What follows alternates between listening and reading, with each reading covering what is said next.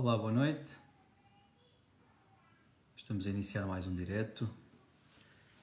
Hoje vamos ter aqui connosco a Bárbara Filipa Pinheiro, que é candidata na equipa da Amara Fernandes ao Colégio de Especialidade dos Agentes de Execução. Boa noite. Estamos a arrancar. Aí está a Bárbara. Ação.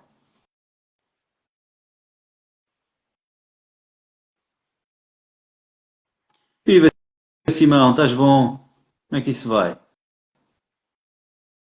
A vida por avanca. Tudo em ordem? A Bárbara consegue aqui juntar-se. Aceitar. Olá, Andreia.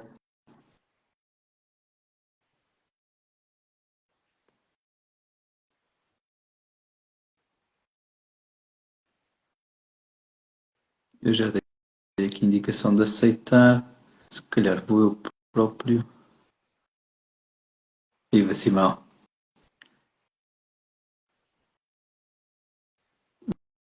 Viva, Carlos. Pois eu vejo aqui, Bárbara, que já pediste e eu também diria que já aceitei. Não te surge aí mais nada do teu lado? Experimenta sair e voltar a entrar, aquela técnica. Ah, já está. Já Boa! está, já está. Já te sugerir aquela técnica que é metade de um curso de Engenharia Informática, que é sair e voltar a entrar.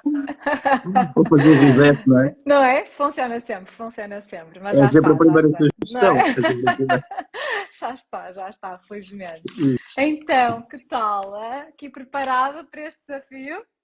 Não sei, por acaso até estou um bocadinho assim com algumas reticências, mas pronto, já que andei a desafiar tanta gente para falar comigo, quando tu me Agora fui desafiaste eu, eu também. agora fui eu. Acho que já temos aqui alguma plateia, já, não é? Boa noite a todos. Temos. Obrigada por terem vindo. Vai ser aqui um desafio interessante para o Simão. Ele não sabe o que é que eu lhe vou perguntar, não é? Só para saberem. Isto é uma conversa informal entre duas pessoas que gostam da mesma profissão, que estão na mesma profissão e que gostam muito daquilo que fazem, porque partilhamos a mesma paixão por aquilo que fazemos e aquilo que gostamos. O meu nome é Bárbara Filipa Pinheiro, eu sou agente de execução e solicitadora também, sou vogal para o Colégio das Especialidades de Agentes de Execução e com a Mara, que também que está aqui neste grande projeto e achei que era bom conhecermos um bocadinho o Simão, não é? Já Um agora, bocadinho mais, um só bocadinho naquela, mais, um bocadinho mais, um só bocadinho mais, naquela. um bocadinho mais do que é que ele pensa e que acho que também são algumas questões que os colegas têm relativamente a ti. Então é Rui Miguel Simão, 36 anos, natural de Lisboa, casado, com filho, solicitador desde 2011, agente de execução desde 2013, tem atividade em sociedade, em Loures, Lisboa, Uhum. e candidata-se a bastonário pelo caminho certo da ordem. Mas eu gostava de voltar um bocadinho mais atrás. Gostava de saber o que é que te levou a ser solicitador. Ui, Como é, não é? O que é que te levou? O que é que despertou? O que é que despertou no Simão há uns anos atrás para ser solicitador? olha, eu vou ser aqui muito honesto contigo e acho que partilho isto com muitas pessoas. Eu entrei para o curso de solicitadoria sem ter uma clara noção do que é que, daquilo em que me estava a meter. E foi um bocado aquela lógica de. Eu, por acaso, não fiz humanidades, fiz economia no secundário, que é que tive introdução ao direito, gostei, e pensei. Depois houve uma questão também de conveniência quanto ao sítio onde estudar. Fui tirar a licenciatura em solicitadoria, e lembro-me que a ideia que eu tinha era uma definição qualquer lida a algures, que um solicitador aproxima o cidadão e as empresas dos organismos do Estado. Era uma coisa assim, era um chavão, um Eu clichê deste. também acho que li isso em alguns. E tanto que me lembro de, numa das primeiras aulas, uma professora estar a perguntar a todos: então, porquê é que estão aqui? Porquê é que querem ser solicitadores? E eu mandei-lhe com esse chavão. Pronto, e aquilo pegou assim mais ou menos num puto de 18 anos, ter que tomar decisões, e já agora eu acho que é um bocado ingrato para todos os miúdos de 18 anos começarem logo ali a ter que tomar decisões que impactam tanto a nossa vida, não é? Porque depois podes ficar agarrado a uma determinada profissão. Felizmente agora já não é tanto essa mentalidade, as pessoas mudam de curso se tiverem que mudar e perdem os anos que tiverem que perder, mas eu sempre fui aquele protótipo de passar todos os anos, sempre, pronto, bem, não é? Sempre com boas notas, na faculdade igual, sempre a ser um dos melhores da turma onde estava, tinha alguma facilidade nos estudos. E, portanto, perder um ano ou sacrificar um ano era sempre uma coisa vista como impossível, não é? Inaceitável. E, portanto, meti-me nessa aventura do curso de solicitadoria, e foi assim que depois tudo naturalmente se encadeava para me inscrever na Câmara dos Solicitadores, à data, não é? Exatamente. Fiz o estágio a começar no Conselho Regional do Porto, mas não terminei num patrono no Conselho Regional do Porto. Já agora, o meu primeiro patrono foi o nosso adversário e incumbente, mas eu entendi que devia mudar de patrono e mudei de patrono para Lisboa, mudei-me para Lisboa, onde tenho de resto raízes, não é? Portanto, vim para cá. E depois abriu o curso de agente de execução, que na altura tinha a condição de ser solicitador, fui fazer o curso, mais uma vez também passei não é com facilidade, porque o curso foi difícil e o Sim, exame foi difícil, mas qualifiquei-me bem, não é? E pronto, aqui estamos nós. não é? E tu começaste logo a trabalhar em sociedade ou primeiro tiveste o teu escritório, uma experiência solo? Como é que foi o teu percurso profissional relativamente à solicitadoria e ser agente de execução? Muito bem. Então, eu quando venho terminar o meu estágio de solicitador para Lisboa, venho trabalhar numa sociedade de solicitadores e agentes de execução. Portanto, termino o estágio, mas já na verdade a trabalhar.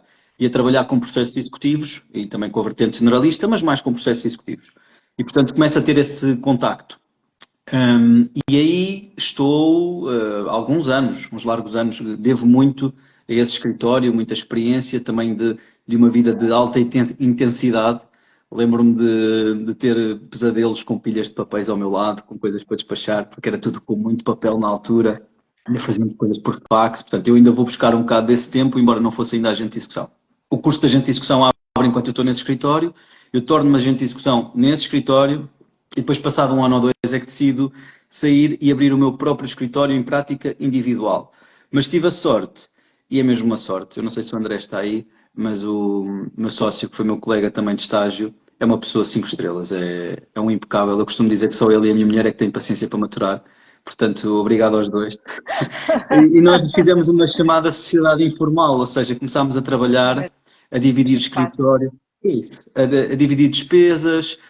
Quando contratávamos um colaborador, dividíamos a despesa do colaborador, depois lá acertávamos como é que as coisas funcionavam, os equipamentos, o espaço, essas coisas.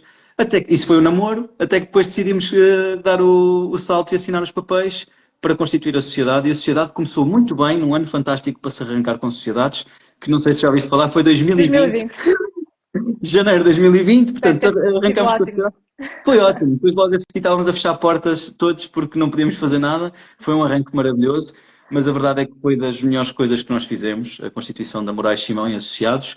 Temos uma equipa fabulosa. Aliás, julgo que tu já interagiste com alguns dos membros Já, da já. nossa equipa e Bastantes. outras pessoas aqui. E se quiseres falar mal deles, Não, proíbo-te. nada a dizer, nada a dizer. São Não, coisas porque boas, são coisas boas. é uma equipa incrível.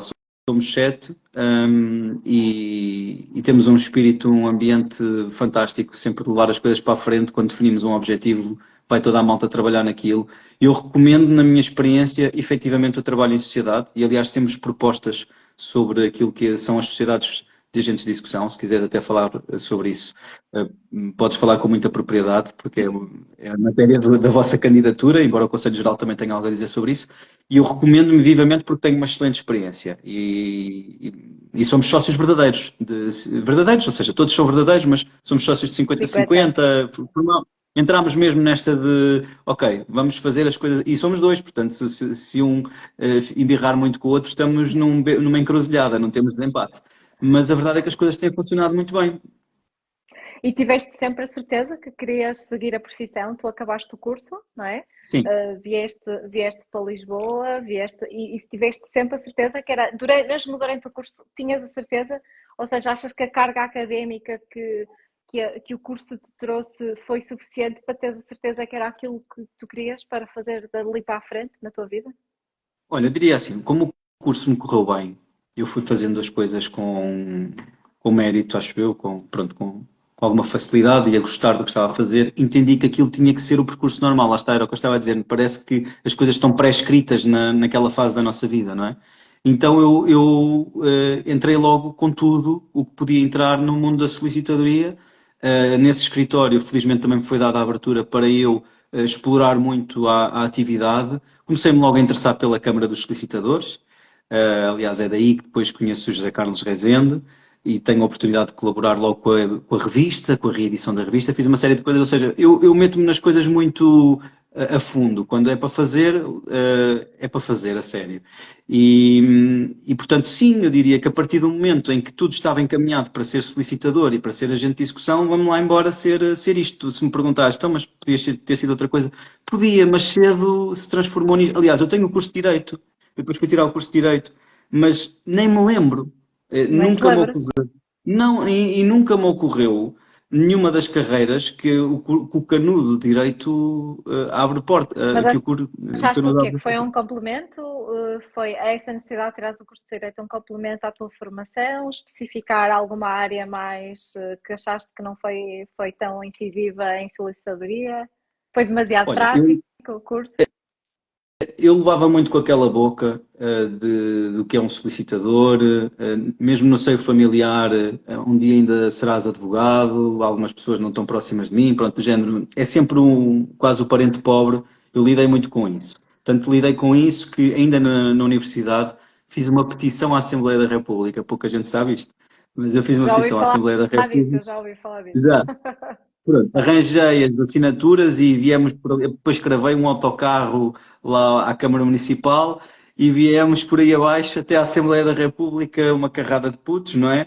Para a Comissão de Assuntos Constitucionais, Direitos, Liberdades e Garantias, pugnar, como agora se diz, pelo alargamento das competências dos licenciados em solicitadoria, nomeadamente no âmbito do mandato judicial. Portanto, eu estava sempre a levar com aquela coisa do és um solicitador, és um proto-advogado, não é?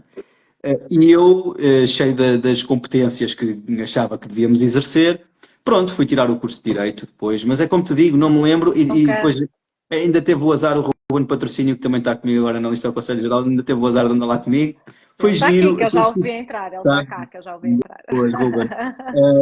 Teve esse azar, também nos conhecemos lá e gerou-se uma bonita amizade. Isso que se me perguntares é a coisa mais relevante que retirei dali do curso. Também alguns professores que depois me convidavam para outras coisas, porque viam que eu já tinha experiência prática e tal, e fui até convidado depois para dar não, umas aulas, fazer umas sessões, aqueles seminários que se dão, em que se chama vários profissionais de várias Sim, de várias áreas, que eu já áreas. era solicitador e agente de execução, e diziam, pronto, este tipo vem cá falar sobre o que é ser solicitador e agente de execução, vinha um juiz falar sobre o que é ser juiz, um procurador falar sobre o que é ser procurador, um advogado falar sobre o que é ser advogado, pronto, já percebeste. E acabei por criar amizade com alguns desses professores, mas de resto, pronto, é uma coisa que está ali é um diploma que está ali numa gaveta, por acaso nem está em exibição nem nada. O único que tem em exibição é mesmo o do curso de solicitadoria, lá no escritório. Pois, eu também, ainda não tive o da gente de execução. Ainda não fui buscar. Ainda não Outra, tem. não foi. Outra coisa que eu te queria perguntar é, o que é que te motivou a candidatar-te a bastonário? 2024, não é? Eleições antecipadas. Eu gostava de recordar a todos estes colegas que estamos aqui e vou-te fazer uma pergunta muito diretamente relativamente a isso, é que estamos com eleições antecipadas. Há 2 anos atrás, a altura em que eu conheci melhor o Simão, já tinha ouvido falar muitas vezes no Simão, mas não o conhecia. Há 2 anos atrás tivemos a oportunidade de nos conhecer melhor e ter mais É contacto. mais três, já é mais Já, três do que dois, não é? não é? Mas estamos em eleições antecipadas. O que é que te levou a querer te candidatar a bastionário? Quais foram as tuas motivações para seguires com este caminho certo?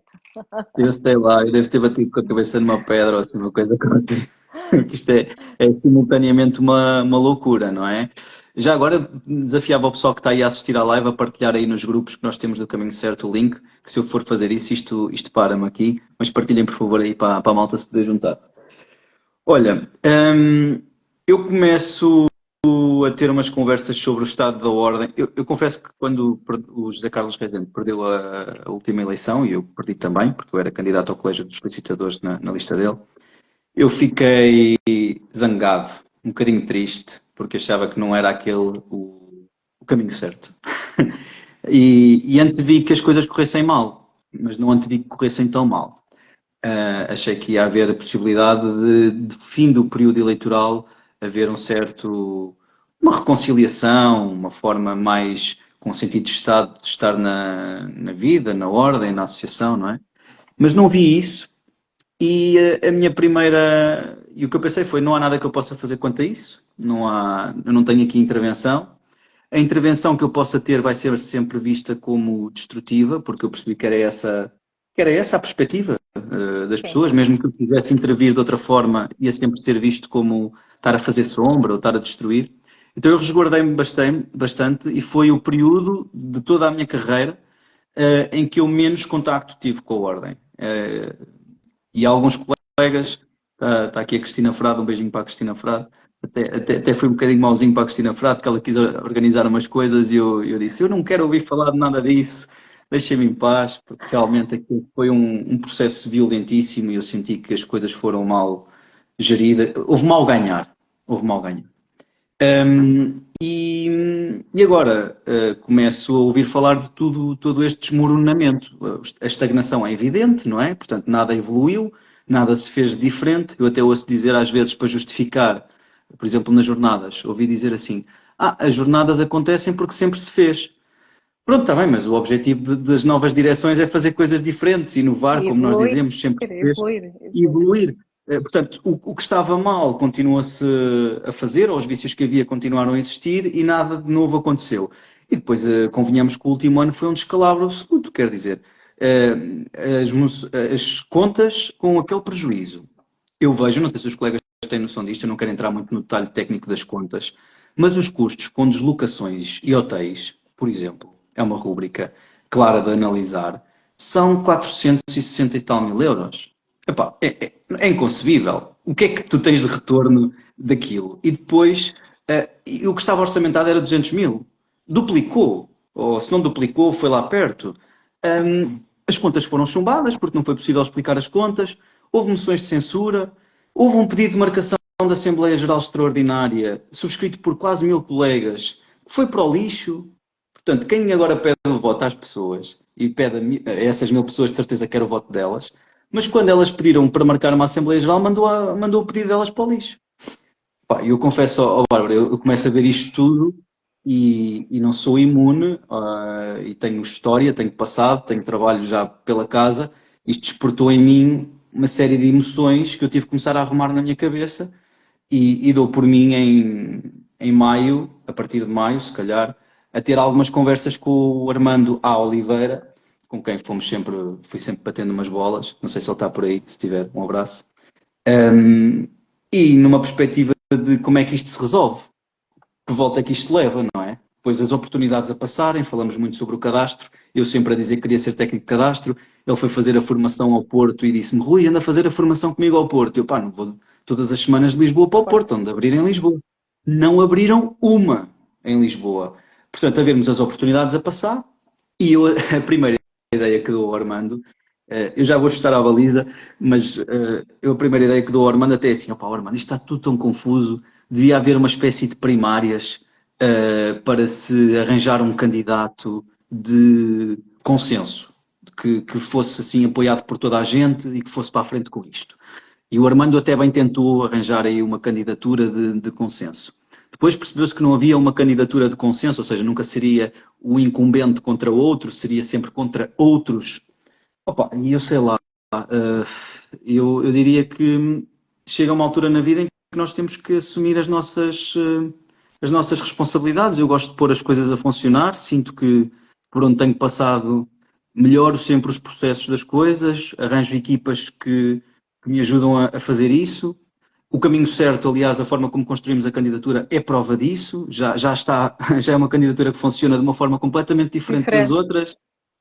E pensei, opá, quando eu decidi avançar quando descobri a metodologia. Ou seja, quando na minha cabeça, Fez porque eu nas sentido. conversas quando nas conversas tinha com a Armando, eu dizia muitas vezes, pá, mas isto é impossível, isto é um jogo de somas negativas, porque é o trabalho de montar as equipas, de andar atrás das pessoas para elas serem candidatas, isto não dá, isto não se resolve.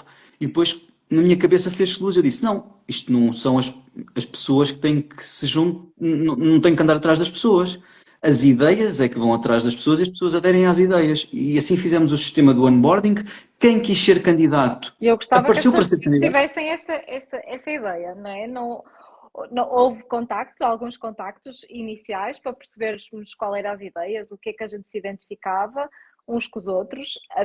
Houve uma Claro, conversa, mas tivemos cada que pessoa, não falar. é? Obviamente, mas cada pessoa é que se diz, olha, eu queria ir para aqui, ou identifico mais com isto, ou queria agarrar esta oportunidade e ir em frente. Não houve aqui imposição de ninguém, nem ninguém escolhido para determinado cargo, tanto que há até cargos que nós não concorremos, não é? Deixamos estar por Exato, acharmos que é. deixamos estar.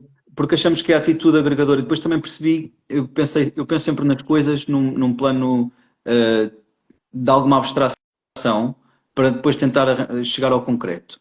E eu pensei, isto tem que ter uma motivação, tem que ter um pilar, tem que ter um sentido. E qual é a coisa que se nota mais que falta na ordem?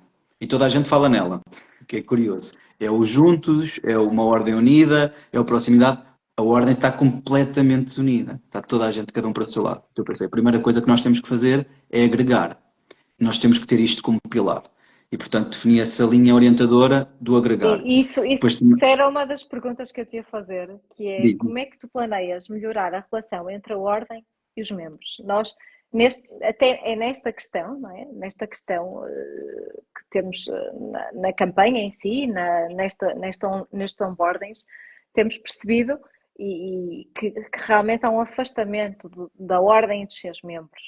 Isso foi fraturante, tem sido fraturante nos pois, últimos anos, é especialmente. Como evidente. é que tu planeias, tu, como candidato a bastionário, com a tua equipa, planeias novamente acolher os membros da ordem e a sua direção? Olha, para já temos de tornar o ar respirável, não é? E eu digo isto muitas vezes. Quando ganharmos, vai-se notar a diferença no ar imediatamente, porque as pessoas não vão ser mais ignoradas.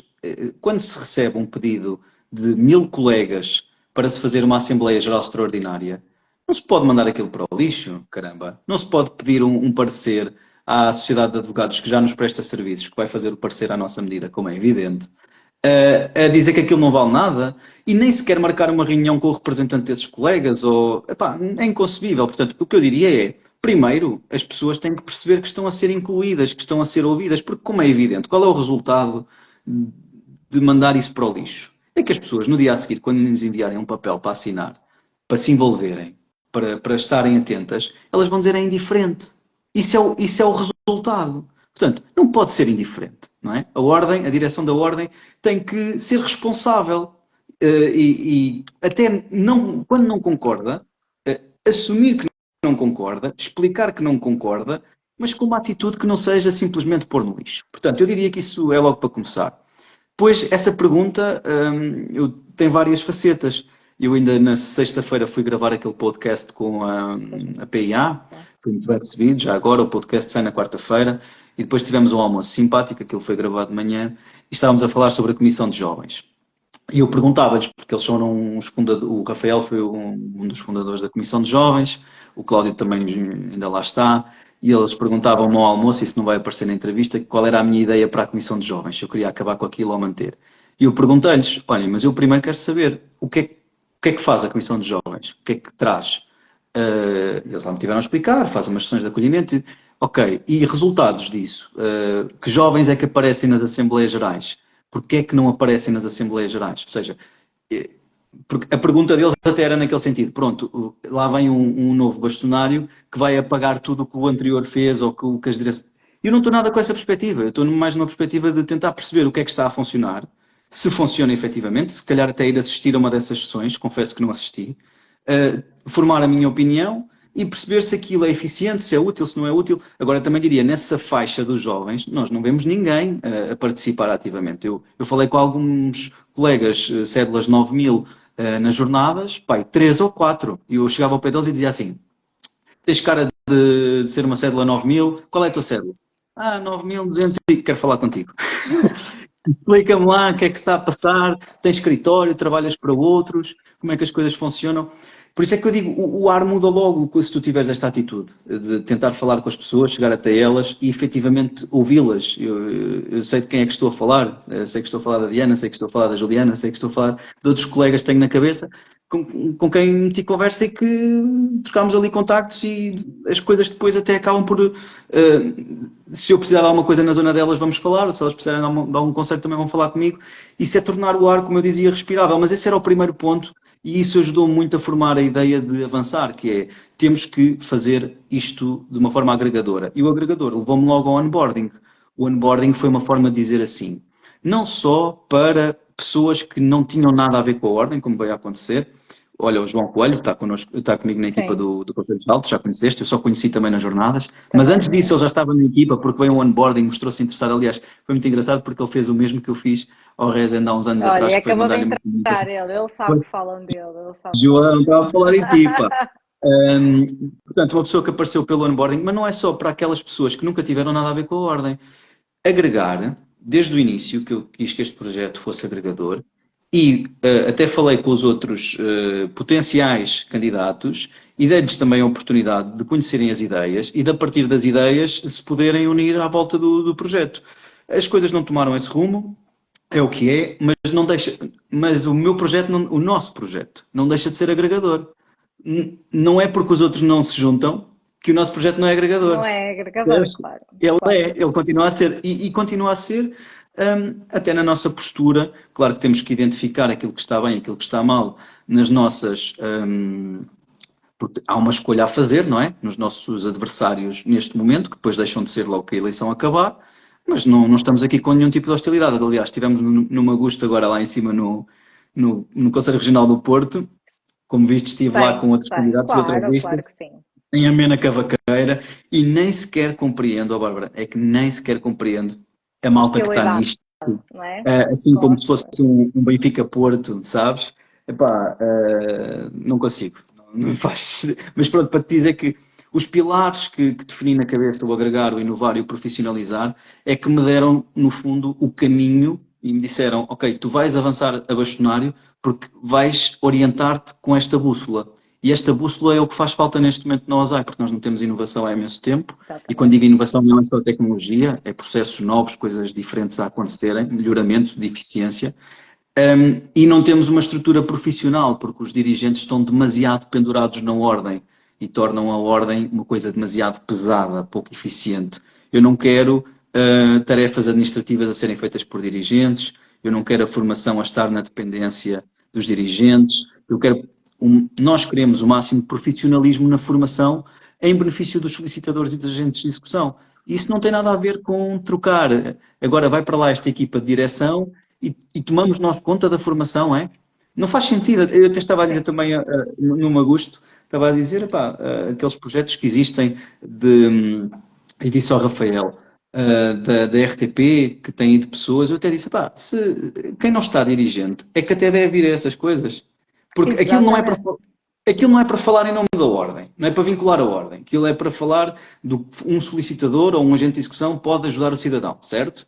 Então, o que não falta aí são solicitadores e agentes de execução que não estão ocupados com a direção da ordem, que são super competentes e dizem, não é assim tão fácil arranjar pessoas competentes.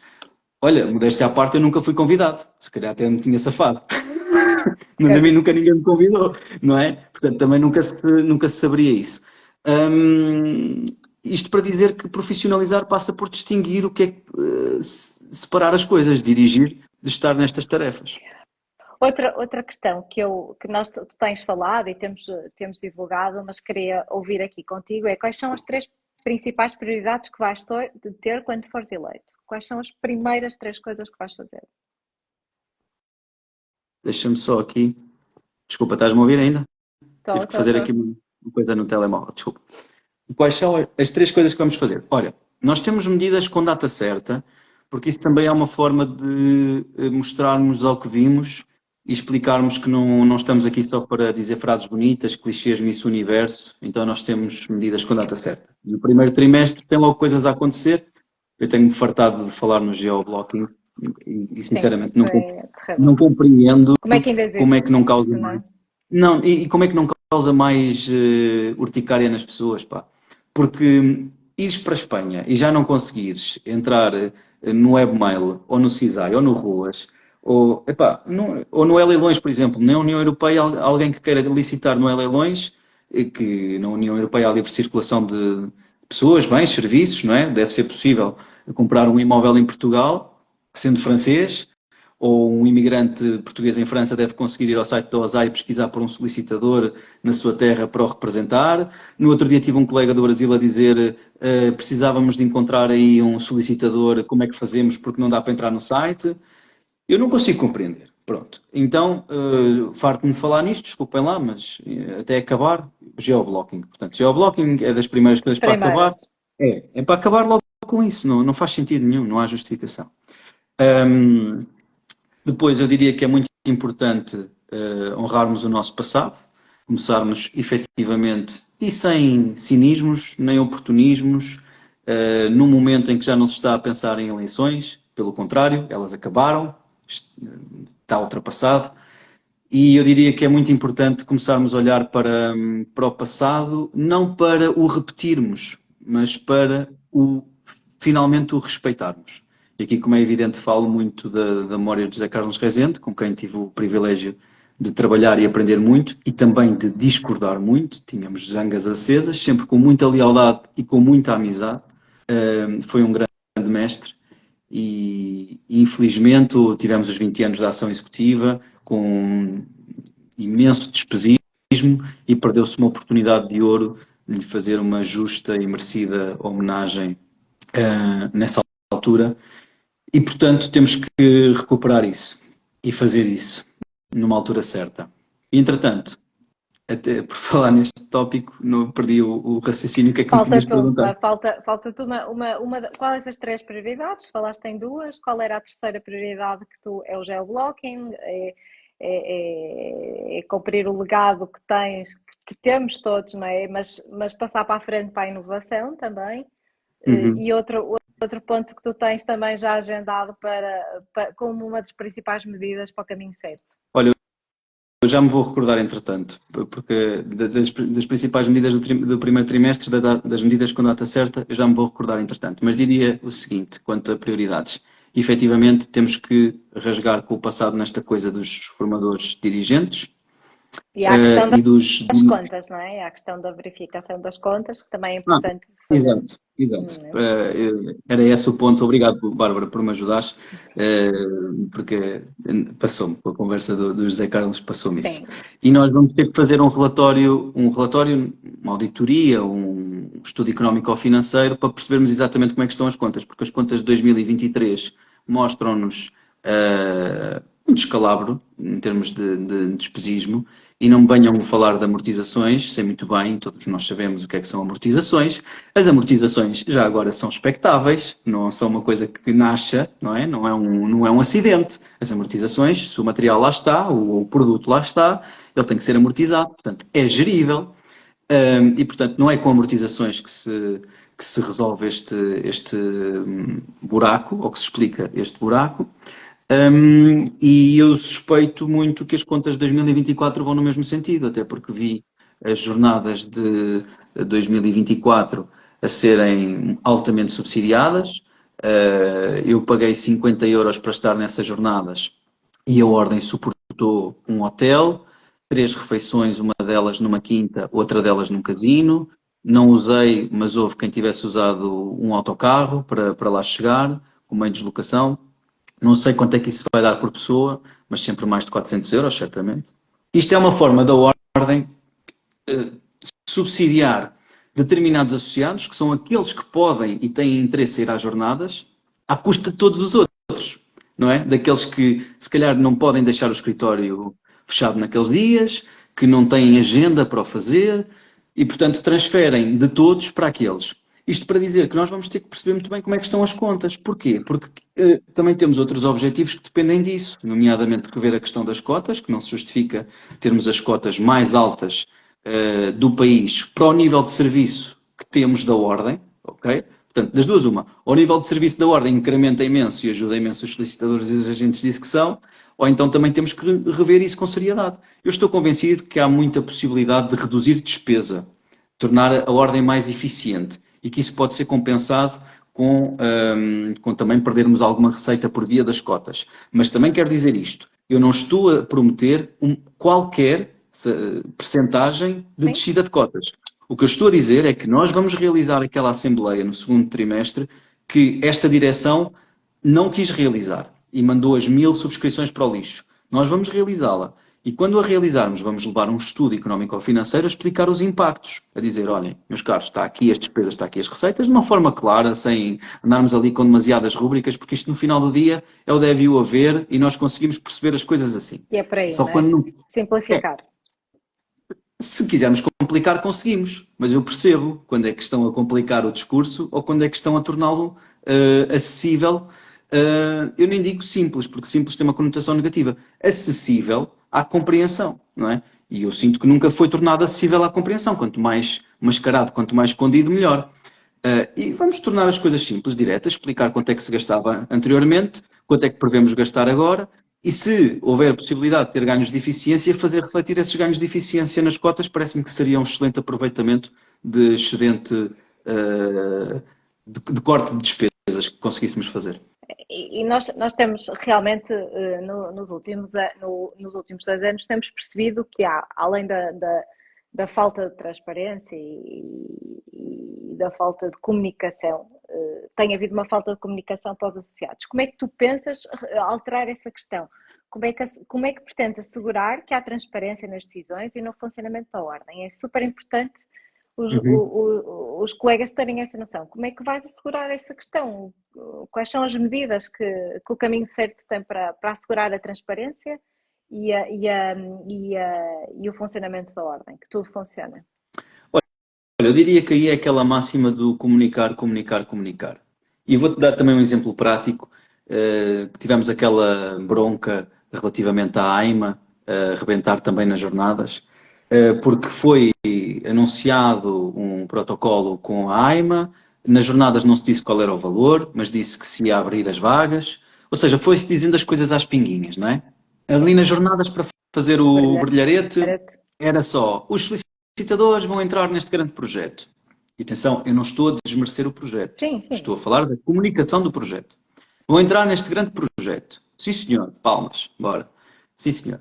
Passado uns dias, ou no dia a seguir, não sei, cai um e-mail a dizer que são 7,5€. Mas não se diz se é 7,5€ por um trabalho que demora 10 minutos, 5 minutos, 1 hora e meia. Portanto, fica toda a gente em pantanas, uns a dizer isto é uma vergonha, como é que a ordem se sujeita a isto e não sei o quê. Outros a inscreverem-se, porque houve imensos associados a inscreverem-se, é preciso dizer isto. E eu continuava na minha que era, não sei. Ninguém me explicou. Eu ainda hoje não sei, se queres te diga a verdade, porque ainda não percebi o que é que está envolvido. Ainda não percebi o que é que está envolvido, ainda não percebi que colegas é que estão a fazer aquilo, se é que já estão. Portanto, foi feito ali um momento, não é? Bora lá fazer aqui um momento que vai galvanizar muitas pessoas, mas isto até é um erro estratégico, porque as pessoas depois sentem-se atraiçoadas, sentem-se frustradas nas suas expectativas. Portanto, quando se quer comunicar uma coisa, tem que se explicar. Em condições, em modos, não é? De dizer exatamente às pessoas, olha, tu vais fazer isto daqui para ali. E volto a dizer, é isto que eu faço também com as minhas equipas, é assim que eu giro o meu escritório, eu não conseguia ter equipas a funcionar, só lhes dissesse metade do trabalho. Chegava lá de manhã, olha, bom dia, hoje, e calava-me. Não é? Isto não resolve, eu tenho que dizer mais. E a ordem comunica muito assim. E o resultado que se pretende com as coisas, não é? O que é que se pretende obter? Porque isto também é super importante a gente ter para onde é que vamos, como é que vamos e o que é que queremos obter dali, não é? É super importante para toda a gente perceber.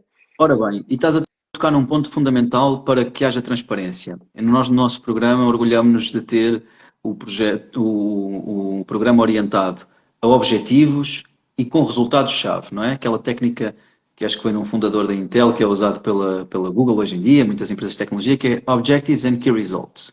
Quando eu digo assim, eu quero que os solicitadores sejam líderes do cadastro em Portugal. Ok, é um objetivo, certo? Agora é preciso saber como é que chegas lá. Como é que vais lá chegar? não é? Como é que sabes se te estás a aproximar ou se te estás a afastar? E depois eu digo, nós temos que ter gente no terreno, temos que ter até ao final do ano 500 vagas abertas para novos técnicos de cadastro. E não venham dizer que é impossível, porque os solicitadores em 2003 foram formados 400 de um dia para o outro para agentes de execução. Não foi de um dia para o outro, claro que deu o seu trabalho, mas há 20 anos foi possível, hoje também é. E eu assim vou saber, tenho aqui o objetivo, tornar-nos líderes no cadastro, e chego ao primeiro trimestre e se eu disser assim, epá, quantas vagas é que foram abertas aí para novos técnicos de cadastro? E dizem-me, olha Rui, só abrimos 20. Eu percebo logo, isto está a falhar, temos que andar, porque senão não vamos alcançar o nosso objetivo dos 500, certo? Agora se me disserem, olha Rui, já abrimos 200, eu, olha, boa, estamos no bom caminho, isto está a funcionar, então significa que antes de dezembro certamente vamos ter as 500 vagas abertas. E eu não vejo isto nas outras candidaturas. Isto é transparência, isto é dizer ao que vimos, o que é que estamos aqui a fazer, não é? Como é que queremos alcançar os nossos objetivos.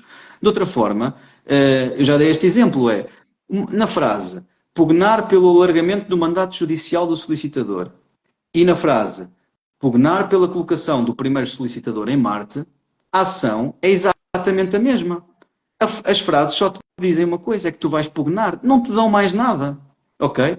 E, portanto, não me venham com frases bonitas, expliquem-me como é que vão colocar o solicitador em Marte, não é? Expliquem-me qual é o objetivo. É óbvio que há coisas que eu tenho que assumir que não dependem exclusivamente de mim, como a CEPAS, não é? E eu tenho que explicar qual é a minha posição, como é que leio o tema e como é que pretendo agir quanto ao tema. Lá está, comunicar, explicar às pessoas.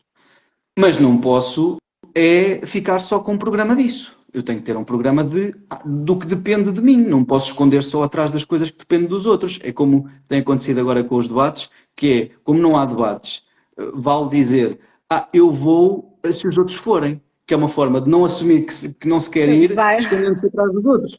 Epá, eu só digo uma coisa quanto a isso, marquem o dia e a hora, não quero saber de condições, não quero saber se o moderador é branco, preto, amarelo, se é uma mulher, se é um homem, se é um jornalista, se é um colega, se é de 2 horas, se é de 1 hora, quem fala primeiro, quem fala no fim. Não quero saber de nada disso. Eu só quero que marquem o dia e a hora e eu apareço. Porque se eu me começar a pôr condições, não é? Isto é infinito, nunca mais acabam as condições. É uma forma de dizer que não queres debate, na verdade, sem dizer.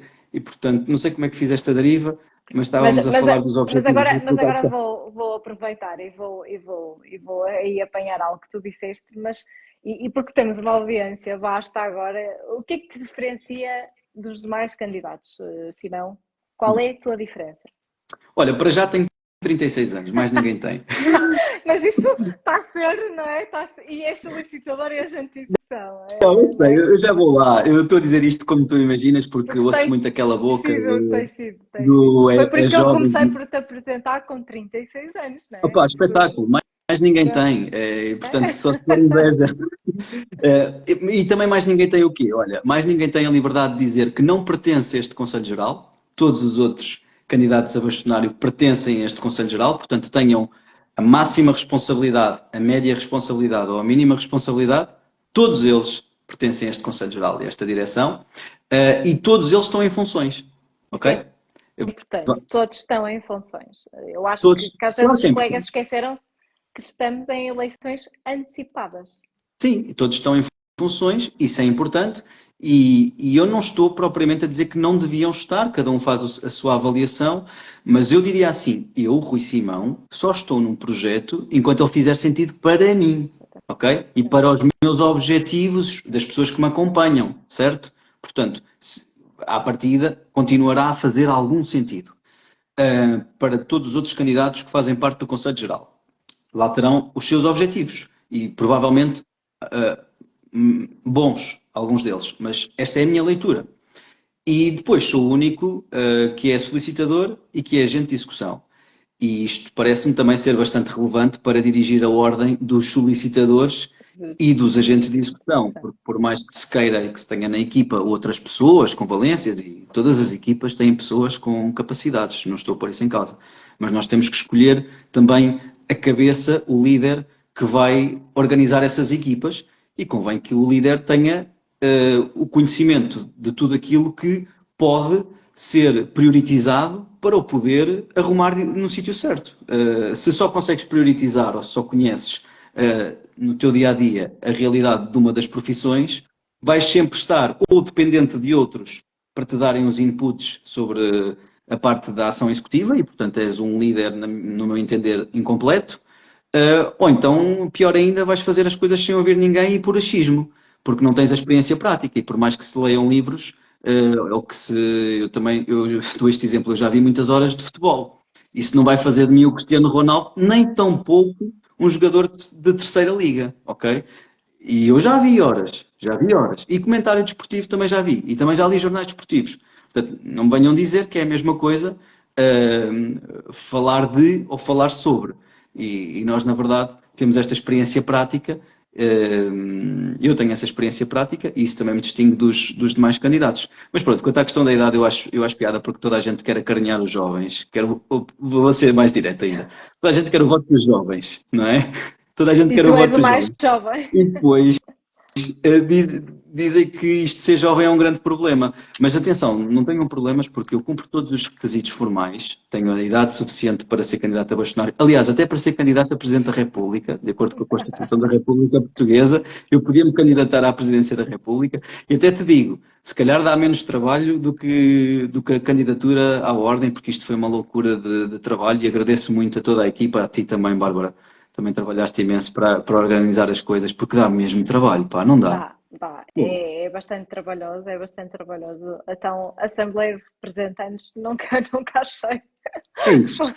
fosse tão duro, mas é Declarações verdade, de não sei. subscrição. Depois mandam-nos as declarações de subscrição também para o lixo a meio do jogo. Dizem Do que jogo, só não é? vale a partir de hoje, já tínhamos todas. Depois tem que se assinar um papel por cada um. Eu estou convencido que o Tino de Rãs e aquele o Zé Manuel Coelho da Madeira, quando se candidatam à presidência da República, não lhes dá tanto trabalho. Estou convencido, pá. Senão, Tenho a certeza disso, que senão não não se vai ser. candidatavam sempre, pá. Não. Porque eles de certeza que não têm uma equipa tão boa como a minha. Isso eu tenho a Não. certeza. Isso eu também acredito, porque a equipa foi incansável Não e é? aqui nestas resoluções sempre impecável. Há uma característica tua que eu tenho que dizer que é esta parte tecnológica, não é? Tu és Sim. muito dada às partes tecnológicas, temos vários colegas dentro do caminho certo que também o são, mas tu também és muito virado para a tecnologia. O que é que tu achas que a evolução tecnológica vai implicar no futuro da profissão? Há muito receio. Nós temos uma massa associativa com alguma idade, especialmente nos agentes de execução, mas nos solicitadores também. E este avanço tecnológico, o avanço do tempo, a inteligência artificial tem causado Isso. realmente, assusta os agentes de execução. O que é que tu achas que a evolução tecnológica vai ter impacto e quais vai ser a implicação na nossa profissão? Olha, de facto, não tendo uma bola de cristal, é evidente que a inteligência artificial já hoje, não é no Sim. futuro, já hoje, muda a forma de trabalhar.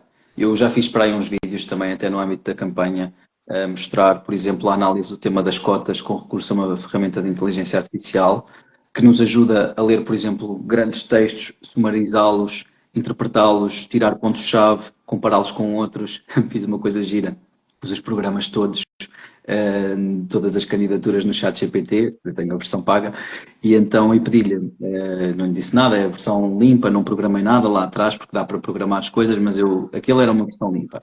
E disse-lhe, faz a análise de todos os programas, tens que escolher um em qual é que votas. E ele disse, voto no programa do caminho certo. Pedi-lhe para justificar. Ele justificou, que era o mais detalhado, depois pedi. Faz-lhe uma análise de acordo com algumas metodologias, por exemplo, uma análise SWOT, não é? Que é Sim. S de Strength, o W de Weaknesses, pronto, e ele disse, ganha o caminho certo. Portanto, a inteligência artificial não é só no futuro algo que nós possamos usar no nosso trabalho. Hoje em dia eu uso muito, uso mesmo para colocar, por exemplo, documentos, quero dar exemplos práticos para as pessoas perceberem. Já me aconteceu ter que tomar uma decisão complexa no âmbito de um processo executivo. Tinha vários requerimentos, mesmo muitos, de diversas partes, e eu tinha que tomar uma decisão. Eu carreguei os requerimentos todos, pedi primeiro resumos de quais eram as posições mais relevantes, depois pedi para se colocar na posição de um agente de execução e dizer-me quais são as opções. Claro que no final do dia a decisão é Essa minha, é não é? tua, não é? Mas, Então e eu a ponho lá a minha emoção assinatura, é exatamente. mas, mas ajuda-me a processar, é como se eu tivesse ali um colega que lê mais depressa do que eu e que escreve mais depressa do que eu, porque a inteligência artificial é isso, não é? Lê muito mais depressa e escreve muito mais depressa. Eu meto lá um PDF de 50 páginas e 2 segundos depois tenho um resumo. Eu não consigo fazer isso, tu não consegues fazer isso, portanto, nós não competimos com isso. E, portanto, já hoje é importante saber dominar estas ferramentas. A ordem tem que perceber o que é que pode aproveitar daqui para a sua eficiência, para os seus processos e para incorporar nos nossos sistemas informáticos. Fará todo o sentido que a ordem consiga, não é um compromisso com data certa, eu estou a falar nisto como um desejo, porque Exato. isto tem de ser avaliado como, mas fará todo o sentido que se perceba como é que é possível fazer uma consultas ao património do executado, no caso dos agentes de execução, por exemplo, que sejam interpretadas por inteligência artificial e que sugiram qual é o caminho que deve levar o processo, ok? Claro que no final do dia o agente de execução tem que decidir se segue a sugestão ou não segue a sugestão.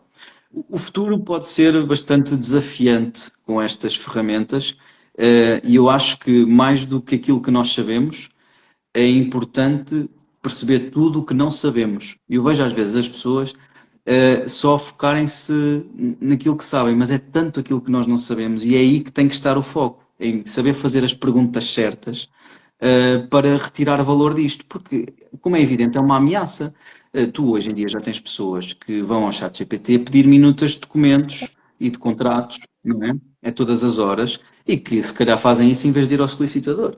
Portanto, nós já estamos a ser ameaçados por essa realidade. A questão é, nós temos é que ter essas ferramentas a serem à ajuda do solicitador para poder prestar serviços mais eficientes, mais depressa, com maior qualidade. É uma corrida. E isto é daquelas coisas, não podemos parar de correr. Não é? Não pode. Eu agora ia falar um bocadinho da formação, já falaste um bocadinho isso. A nossa visão no caminho certo tem sido muito difundida e até fraturante, se calhar, de alguns pontos de vista. E eu gostava que falasse um bocadinho qual é a tua perspectiva da formação. O que é que tu percebes que hoje aconteça ou que tenha acontecido, não é? Porque também tem vindo a ser gradual e foi muito determinante nos últimos anos. E quais são as iniciativas que vais promover para que isto não aconteça? Olha, eu devo-me confessar um pouco frustrado com a formação. E porquê? Porque a formação, eu sou um defensor da formação contínua, e a verdade é que eu não faço formação contínua nenhuma na OSAI. E não é porque eu não gosto de aprender. Eu faço muitas formações, só que não faço as da OSAI.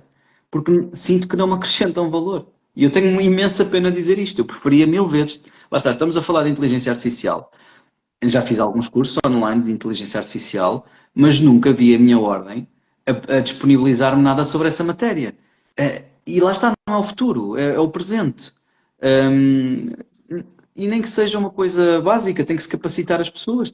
E eu não encontro conteúdos que não sejam conteúdos muito mastigados, coisas que já foram dadas na faculdade, que agora até dá jeito, porque já se tem aquele PowerPoint, dar também na OSAI, e corre-se o país de norte a sul, ou faz videoconferências, sempre com o mesmo PowerPoint e com a mesma cantilena.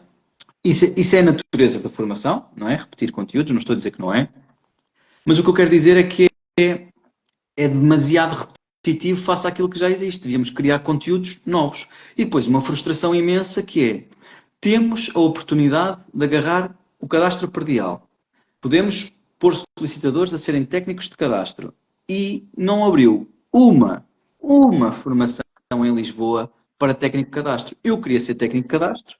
Aliás, até andava aí a dizer, epá, abram, por favor, agora no final do ano, e diziam-me assim, então, mas como é que tu te vais inscrever na formação de técnico de cadastro com a candidatura ao mesmo tempo a bastonário? Eu, pá, eu tenho que fazer, eu vou fazer, se for preciso, eu vou fazer, se abrirem, eu vou fazer, porque eu estou à espera disto como pão para a boca.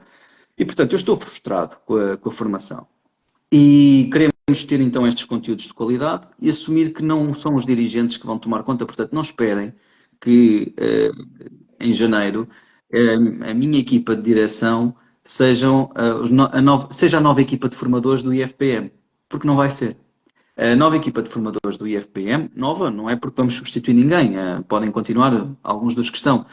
A equipa de formadores do IFPM será aquela que os solicitadores e que os agentes de execução precisarem. E fazermos este statement, claro, eu diria que já tem um impacto muito significativo e que até já obriga as outras candidaturas, ninguém diz o mesmo, mas já obriga as outras candidaturas a terem que falar sobre o assunto e a terem que explicar porque é que não é viável os dirigentes não serem formadores. É difícil, não é? Não é muito fácil explicar isso, porque há tão bons colegas, tanta experiência por aí, tanta coisa para aprender. Porque é que tem que ser os dirigentes?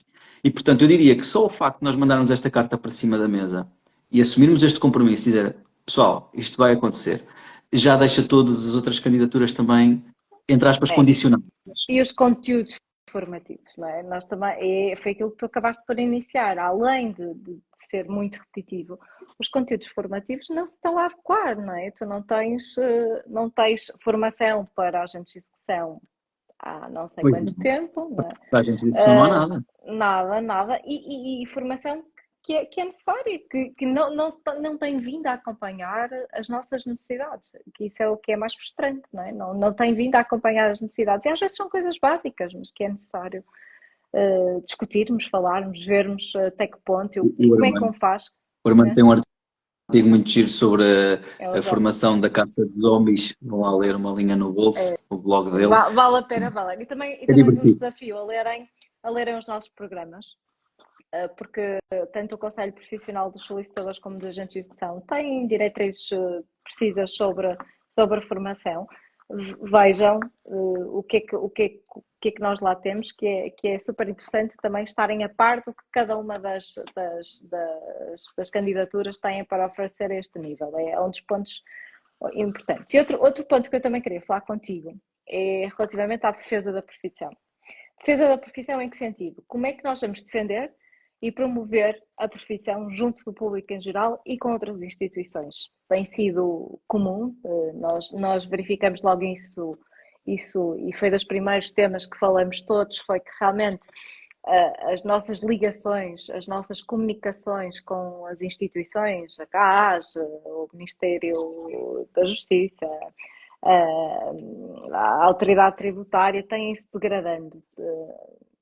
Não estamos com dificuldades. E com o público em geral também, não é? Porque houve uma alteração a regulamentos da publicidade e o que é que nós passamos lá para fora? O que é que são os solicitadores, não é? Eu gostava de ver qual é a tua perspectiva relativamente a isso para a nossa candidatura. Olha, mais uma vez o problema está muito na comunicação.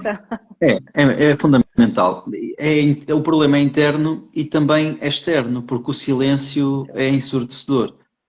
Ou seja, há entidades a quererem interagir com o OSAI que não têm resposta. Isto é a mais pura das verdades. Os colegas cá não têm esta percepção, mas nós sabemos, não é? Nós conhecemos pessoas, nós vamos a sítios e, portanto, eu também já estive na direção, conheço se calhar um bocadinho mais de pessoas e é só o feedback que recebo, o que é que aconteceu? Fecharam?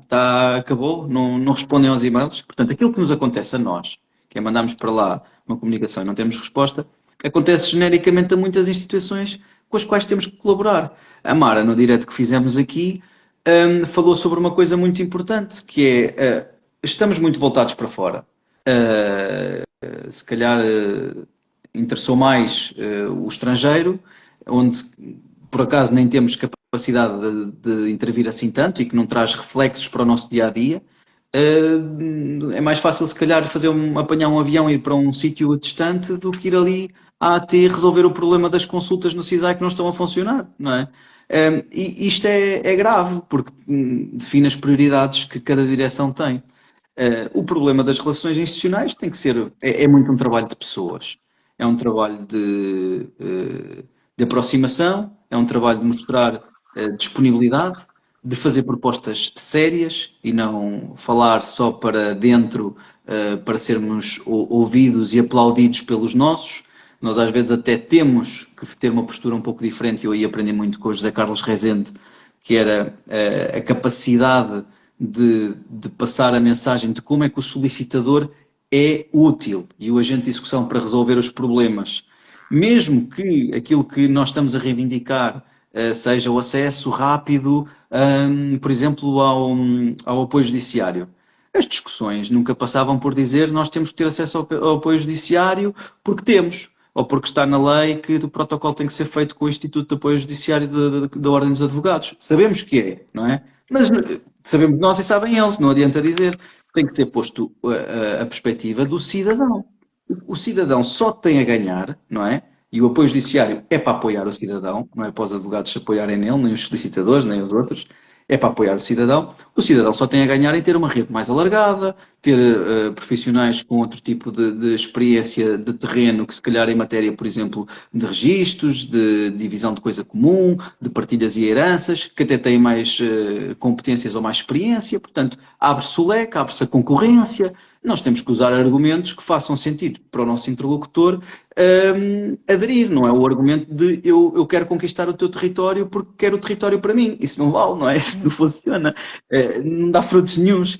E não é assim que as coisas se resolvem. Portanto, nós temos que voltar a ter esta postura de abertura, de cordialidade, de saber receber as pessoas que representam as instituições e apresentar-lhes as nossas propostas com seriedade. Outro dos pontos onde a seriedade vai ser muito importante é na questão da CEPAS. Vai ser Sim, muito importante ir aí com seriedade. acho que é dos pontos até fundamentais e que vão fazer aqui também diferença nesta questão. Tu falas muito de realmente do José Carlos Rezende, não queria deixar de acabarmos a entrevista sem falarmos dele. Falas muito no legado. Uh, o que é que isso condiciona o Rui?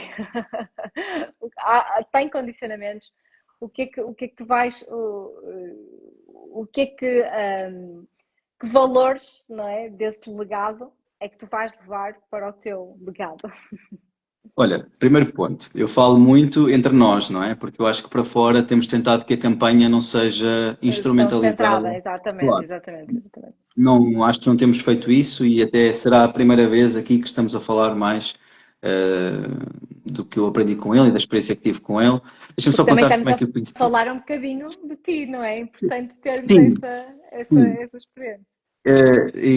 Eu acho piada esta história. Pá. Eu conheci o José Carlos Rezende porque quando acabei. Olha, e está aqui o João Soares Rodrigues. João, tu lembras-te desta história de certeza porque fomos nós os dois. Nós estávamos a acabar o estágio de solicitadores e achávamos que os jovens tinham que ser mais ouvidos. E estava a terminar o mandato do Gomes da Cunha. E tinha sido uma época de marasmo absoluto, ou seja, a Câmara tinha desaparecido. Nós ouvíamos falar nas conquistas de 2003, não é? Eu, jovem solicitador, com os solicitadores de execução e tal, e depois percebemos que a Ordem desapareceu do mapa durante aquele período do Gomes da Cunha, depois até se veio a perceber porquê e tal. Pronto, então, eu e o João, viva João, decidimos mandar uma carta ao José Carlos Rezende apelar que ele se recandidatasse a presidente da Câmara dos Solicitadores, à data. Câmara, não. Eu, por acaso, não sei se a carta foi duplamente subscrita, não quero estar aqui a entalar o João em nada, até porque ele é candidato por outra lista, para o João. Eu assumo a responsabilidade, vai, eu assumo o ónus. Eu mandei uma carta ao Rezende a dizer-lhe que ele devia ser candidato e que gostava que a Ordem retomasse toda aquela inovação que tinha no passado. E em retorno dessa carta, e acho que foi mesmo uma carta, ainda com Escrito, envelopes e selos e sim. aquelas coisas todas, sempre, sempre, não é como agora e-mails. Manuscrito. E deixámos lá contactos e em retorno dessa carta recebo um telefonema para nos encontrarmos em Lisboa. E foi assim que eu conheci o José Carlos Rezende, uma pessoa, lá está, que recebia um pedido de contacto, nem era um pedido de contacto, era um incentivo para se candidatar. E percebia que do outro lado havia alguém interessado e marcava um encontro. Então eu vou conhecer, não é? O Chavalinho, acho que ainda era estagiário, acho que nem votei nessas eleições, porque ainda não tinha. Vai conhecer o futuro presidente da Câmara dos Solicitadores, depois bastonário, e ele lançou-me logo ali uns desafios. Ele disse logo: olha, eu gostava, quando ganharmos a eleição, de relançar a revista, a solicitar. Gostavas de colaborar nisso? Não, porque não? Depois vamos ter que fazer um congresso, devia haver lá uma comissão, uma parte, um fórum dos jovens. Gostavas de colaborar nisso? Ah, porque não? Viva, ateste que é verdade, foi subscrita pelos dois. Viva, João, obrigado. E então, lá fomos nós fazer o Fórum dos Jovens Solicitadores num quinto congresso, ou o que foi. Lá fui eu ajudar a fazer a reedição da revista Solicitária, que a primeira tinha sido feita pelo Armando Oliveira, porque o Rezende tinha esta capacidade que era, via alguém com potencial e também Captá-lo. dava trabalho, não era só festinhas, não é? Portanto, o Armando fartou-se de trabalhar, eu fartei-me de trabalhar, levámos coças das boas, mas aprendemos muito. Isto para te dizer e para te responder à pergunta de como é que me condiciona, ainda no outro dia falava com a Mara, passámos aí umas horas em viagem no carro para cima e eu estava-lhe a dizer que acho que não teria sido capaz de avançar com esta candidatura se ainda tivéssemos cá o Zé Carlos. Sim. E não, não te sei bem explicar porquê, mas consigo te dizer isto.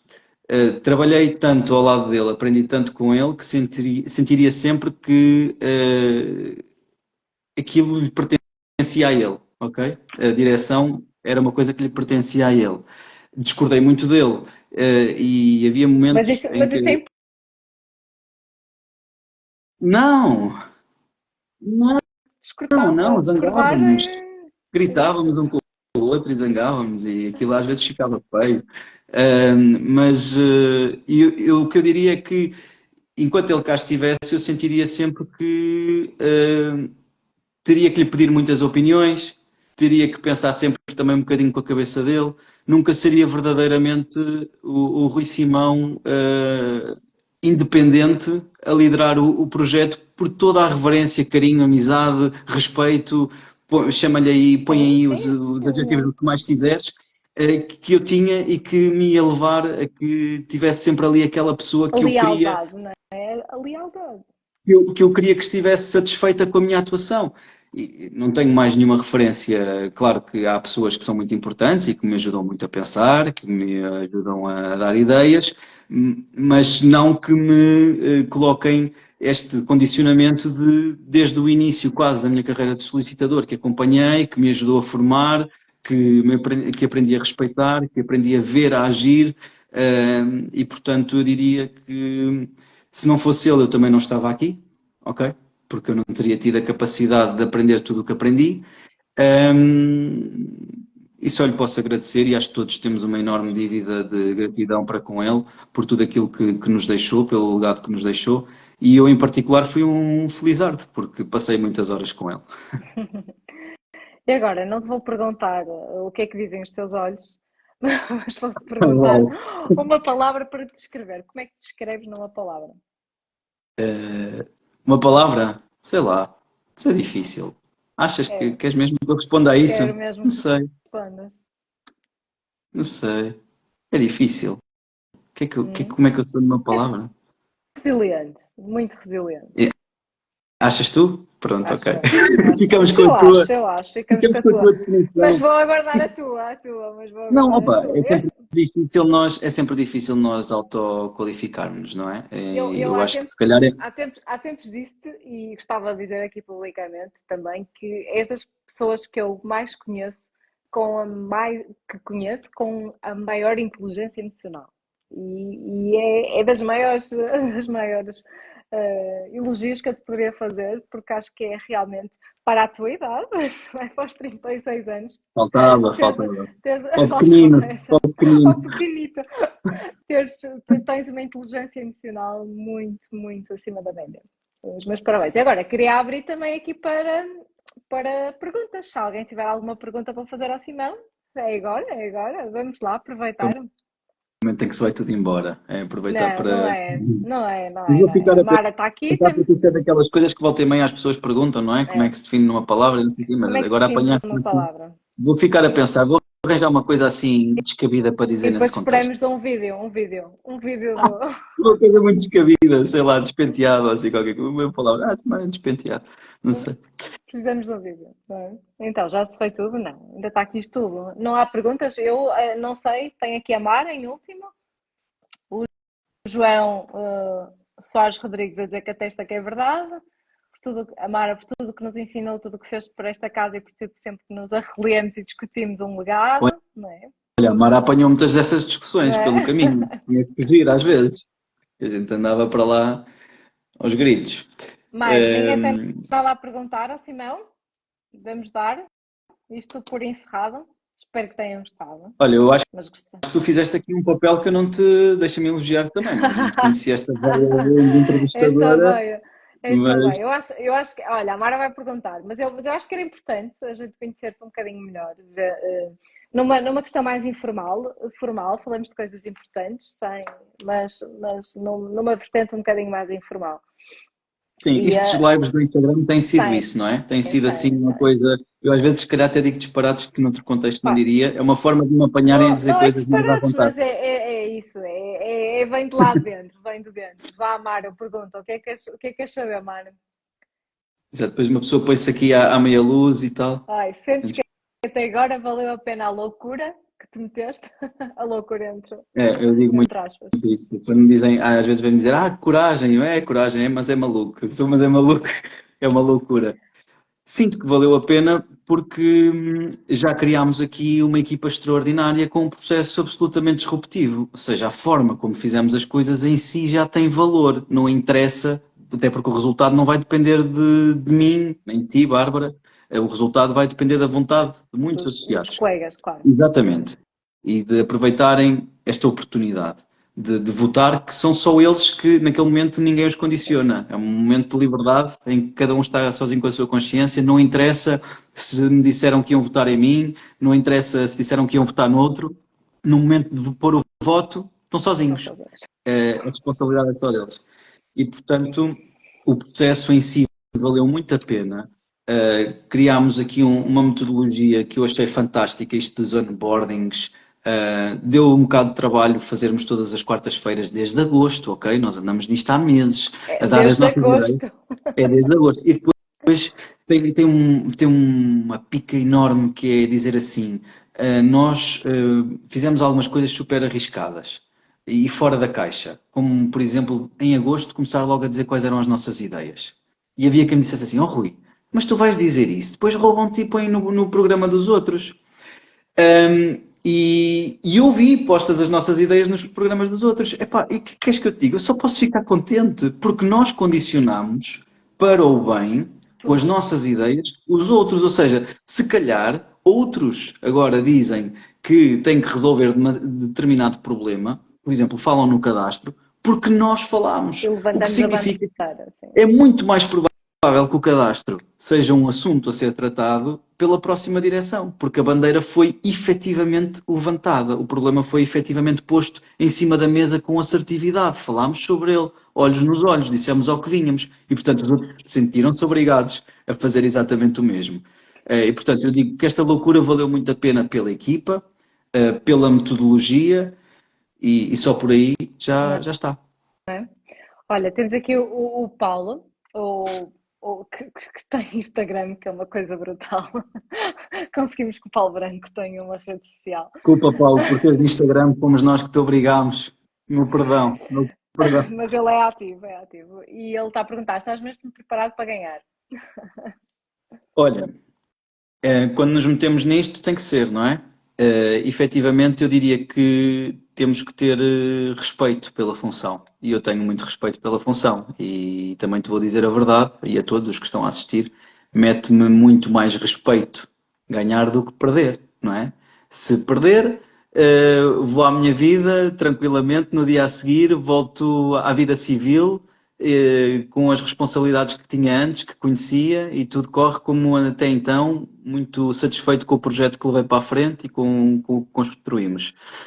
Ganhando é um novo mundo de responsabilidade, navegar um mar desconhecido, claro, com uma boa equipa, claro, com boas orientações, com pilares, com valores para o fazer, mas é muito mais difícil. E ninguém se engana, ninguém pensa que isto é uma coisa que é fácil. Aliás, eu posso dizer, o CISAI tem andado aí sem funcionar, não tem? E eu já me sinto responsável por aquilo. Ou seja, já sinto um bocado que tem que ser feita alguma coisa para resolver o assunto. E rápido, não é? Não apenas Rápido. na perspectiva do utilizador, estás a ver? Já na perspectiva do responsável do género. Eu Quando já ele quero saber. passar. Portanto, para responder aqui ao meu querido amigo Paulo Branco, que também tem sido uma ajuda fantástica nisto e que sem dúvida que me apoiou muito, deu logo fogo para que isto fosse para a frente e também como amigo me disse, olha que a tua vida muda muito, olha que tu tens uma boa vida, olha que tu estás sossegado. Ele, o Armando, fizeram-me essa ressalva sempre, que é, olha que a tua vida corre-te bem e tu vais-te meter numa alhada. Mas de facto também é um desafio que sinto que tenho que abraçar. Tenho que assumir esta responsabilidade, seja pelo que já falei há pouco da minha experiência passada, seja pela fase da vida em que me encontro agora. Eu às vezes também digo meio a brincar, meio a sério, que a minha vida estava muito calma, muito sossegada, então eu decidi dar cabo de tudo. Mas olha que eu penso nisso várias vezes. Isto tem-me dado uma pica extra. Ah, boa. Muita coisa para fazer em pouco tempo. Tem ajudado muito e quero-vos muito agradecer por isso.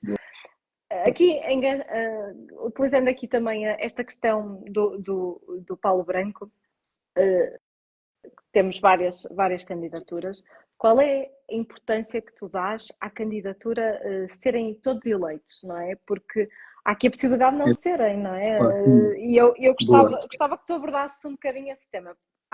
Boa. Temos várias candidaturas e eu confesso que durante o meu tempo que pertence à Ordem nunca vi esta questão de ter tantas candidaturas. Sim. Temos várias candidaturas independentes também, para vários órgãos. Qual a importância das candidaturas serem eleitas no seu conjunto? Epá, toda. Por favor, se ponderam confiar-me o vosso voto, por favor, deem também o vosso voto aos outros candidatos. E eu explico porquê. É óbvio que nós somos profissionais, somos agregadores e, portanto, somos capazes de trabalhar todos uns com os outros. Mas nós falamos a mesma língua. Nós estamos alinhados. Eu preciso do Paulo Branco para me ajudar a pôr o cadastro a funcionar, porque tudo aquilo que me comprometo no programa eleitoral parte do pressuposto que tenho uma boa equipa para me ajudar a montar aquilo, certo? Eu sei que sou capaz, com o Colégio dos Solicitadores que proponho, apresentar estas medidas para o cadastro. Sei que sou capaz, com o Colégio dos Agentes de Execução que proponho, executar aquilo que está previsto para os agentes de execução.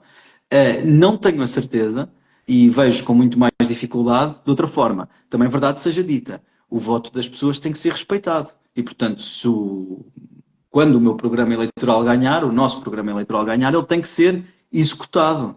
Independentemente de quem ganhar os outros órgãos, tem que ceder perante essa evidência. Portanto, eu não vou ceder um milímetro quanto a isso. Mas eu já não tenho que vos convencer de nada. Vocês já estão convencidos.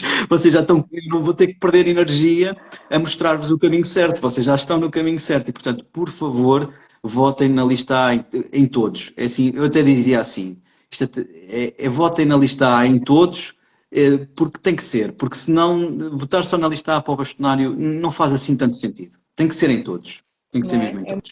É importante irmos todos para a questão correr da mesma Para maneira. trabalharmos bem.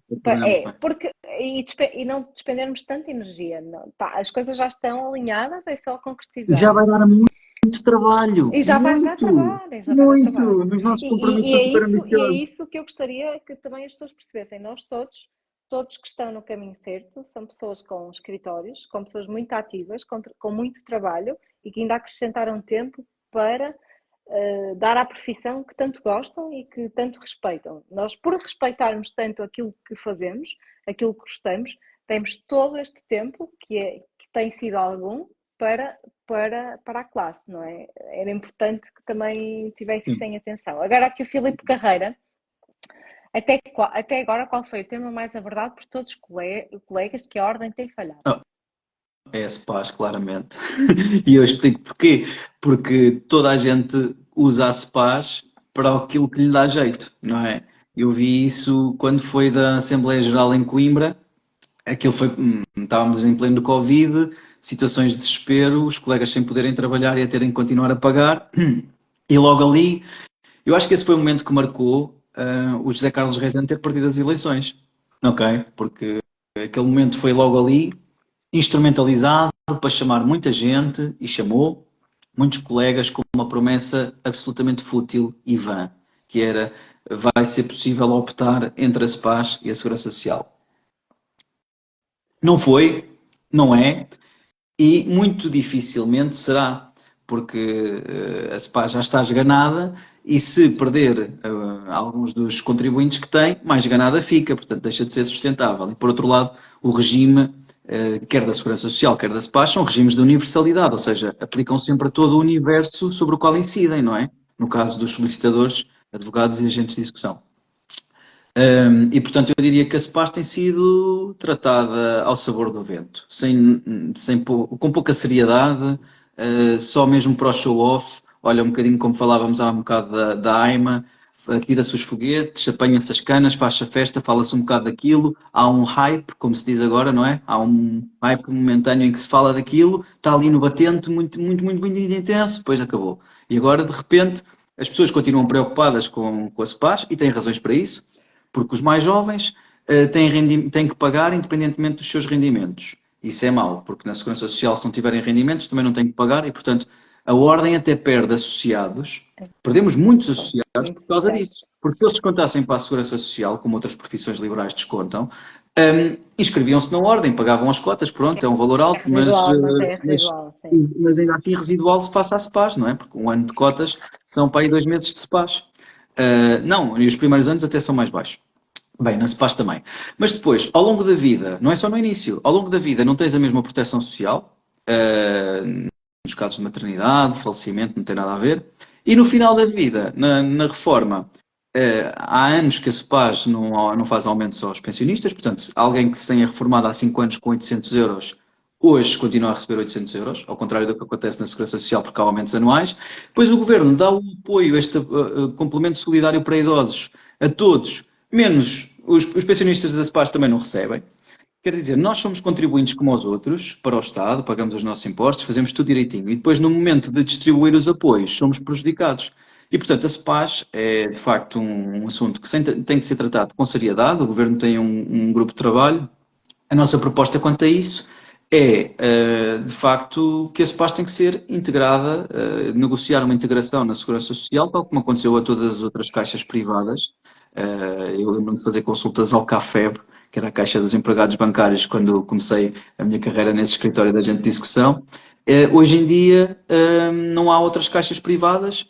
Quem descontava para o CAFEB agora recebe a sua pensão pela Segurança Social, o património do CAFEB foi incorporado, não perdeu direitos adquiridos, pelo contrário, entretanto já recebem esses sim o complemento solidário para idosos e os aumentos anuais, e os nossos continuam sem receber. Portanto, eu penso que isto lá está, é simples, não é assim tão complicado dizer isto, não é? Nem perceber isto.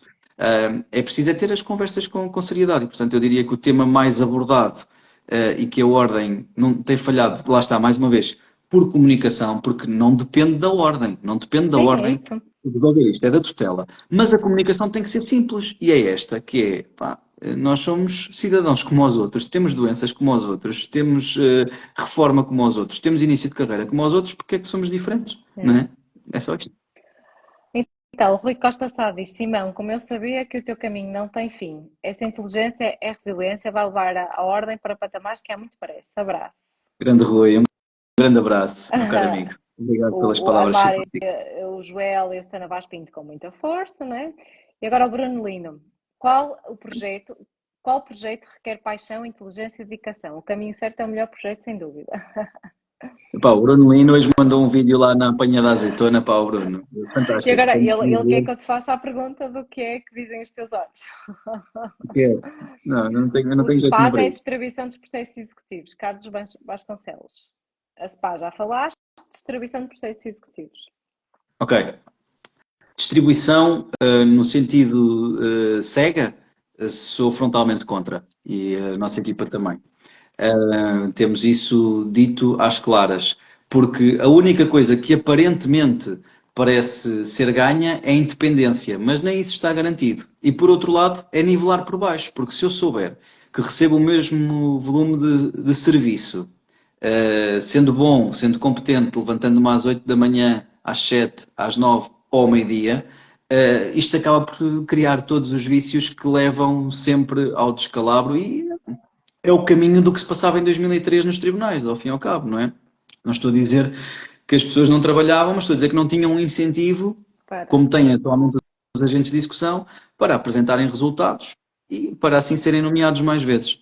E, portanto, com toda a clareza, dizer que o nosso modelo é o modelo da nomeação. Sei que há quem em alguns casos é impopular, que há quem não concorde, mas o que eu quero dizer a essas pessoas é ponderem um sistema em que não há nenhum incentivo ao mérito, não há nenhum incentivo a melhorar, a inovar, a comprar uma impressora mais rápida, a ter uma internet mais rápida, a fazer mais diligências, não é? A mim custa-me muito fazer diligências. Olha, e a ti também, Bárbara, sei que vens agora aí para Lisboa fazer diligências, fazes uns quilómetros, as tuas costas também sofrem. Três Se dias, eu, 3 dias. se eu receber os mesmos processos, independentemente de se faço as diligências ou não faço, opá, não faço. Mas não, não é. Se é irrelevante, vai ser muito mais complicado. E, portanto, nós dizemos que tem que haver nomeação, mas com limitações, não é? Com limitações, que é para também não cair num outro absurdo, que é um único agente de execução poder concentrar todos os processos do país. E já tivemos também destruções causadas por esse tipo de concentração exagerada. Portanto, nomeação com limitações. Quais são essas limitações? É que é a discussão, ok? Porque os escritórios que trazem eficiência ao sistema, que fazem com que a justiça funcione melhor, devem continuar a fazer com que a justiça funcione melhor, ou seja, devem continuar a poder receber processos. E isso é que está mal, porque, ao fim e ao cabo, aqueles que são mais eficientes ficam cedo limitados nos processos que podem receber e ainda tinham capacidade para continuar a trabalhar e já não podem. Portanto, nesses casos em que o escritório é eficiente, dá resposta e há a intenção de se continuar a trabalhar com o escritório, deve-se deixar que o escritório continue a trabalhar. Agora, não quero é que nunca chegue ao ponto de ruptura, de dizer recebeu tanto que agora já não pode continuar a trabalhar. E nós temos que ter a inteligência de gestão de perceber isso e de encontrar a forma de transmitir por critérios que têm que ser negociados com a CAS, necessariamente, critérios objetivos, que os escritórios eficientes devem continuar a trabalhar enquanto mantiverem a sua eficiência e nunca serem também encaminhados por esse processo para um lugar de não eficiência. Portanto, nomeação com limitações, ajuste nas limitações para garantir que quem pode receber mais processos com capacidade para isso continue a recebê-los. E agora, Cristina Frade, qual é a tua opinião sobre o futuro dos AEs no enquadramento das sociedades pluridisciplinares? Não sei se percebo bem a questão, ou seja, as sociedades multidisciplinares Supranacional da já são Carol. uma realidade, não é? Nós já podemos ter sociedades multidisciplinares, ou seja, se calhar a questão é das incompatibilidades e impedimentos, elas mantêm-se, não é? Portanto, imaginando que é uma sociedade com advogados, as incompatibilidades que já existem atualmente mantêm-se, portanto, o advogado até fica impedido depois do mandato, o AE fica impedido de receber daquele advogado. Portanto, eu diria que não é prático, não é por aí que a coisa se resolve, não é? Ninguém vai querer ter uma sociedade destas. Eu diria que a questão se resolve pelas incompatibilidades e impedimentos que têm que fazer sentido. E a Cristina acrescenta do sim e os riscos que podem advir. Pronto, acho que é isto, não é? Deixa eu ver se ela diz mais alguma coisa do mandatário, do tribunal. Pronto, os riscos não é a questão da sociedade multidisciplinar em si, porque depois cada sociedade multidisciplinar tem uma forma de funcionamento. Em algumas está um advogado que pode exercer mandato e noutras, se for com agente de execução, está um advogado que não pode exercer mandato, porque tem uma sociedade com agente de execução e, portanto, parece-me que as incompatibilidades e impedimentos é que resolvem essa questão. Mas atenção, parece-me também que ainda temos muito para aprender quanto às sociedades Ainda está muito para multidisciplinares. disciplinares, ainda está muito no início para percebermos o Não temos funcionamento experiência, e os riscos.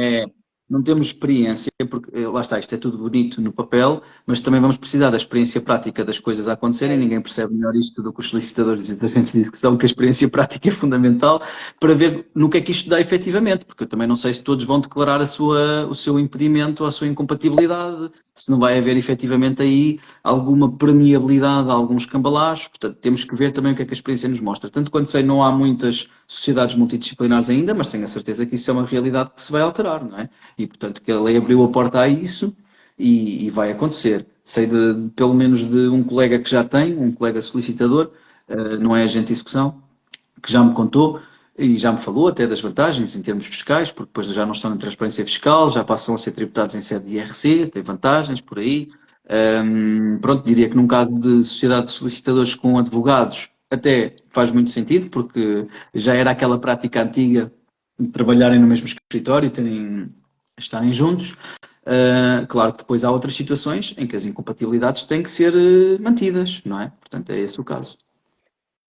Pronto, acho que também não, já estamos aqui a conversar há algum tempo. Se mais ninguém tiver nada a acrescentar, Olha, mas gostei das perguntas, afinal o pessoal até interveio aí no está final. aqui. Gostei, gostei. Gosto disto, Sim, gosto senhor. destas lives Foi giro. interativas. Foi Eu giro, fico foi giro, foi giro. sempre com medo de dizer algum disparate a sério, porque pronto, sinto Nada, muito à nada. vontade, tenho aqui esta meia luz, estás a ver? Estou aqui confortável e assim, bem, às Não. tantas ainda sai para aí algum disparate. Correu muito bem, correu muito bem. Obrigado, Que bela. Bárbara, também. Tá a Mara a dizer que bela apresentadora, vês? Ah, mesmo. Fantástico. Portanto, já Não, sabemos quem é que temos aí quando for preciso fazer este papel aqui de entrevistador. Temos aí a mesmo. Bárbara. Agora tenho o meu medo. Exato, mesmo, exatamente. Mesmo. É isso, é Muito bem. isso. Olha, acho que vamos dar por encerrado. Obrigada a todos por estarem aqui. Obrigada pelas palavras fantásticas. Simão, Obrigado. Isto dá obrigada. para ver, depois fica aí Fica gravado. Quem só entrou gravado. agora, houve uma pessoa que entrou agora, fica aí disponível no, no Instagram, portanto podem ver. Obrigado, Combinado Bárbara. então. Obrigado a Obrigada todos. eu, Bom Simão. descanso, Até à pessoal. próxima. Fiquem bem. Obrigada. Bom descanso. Beijinhos. Tchau.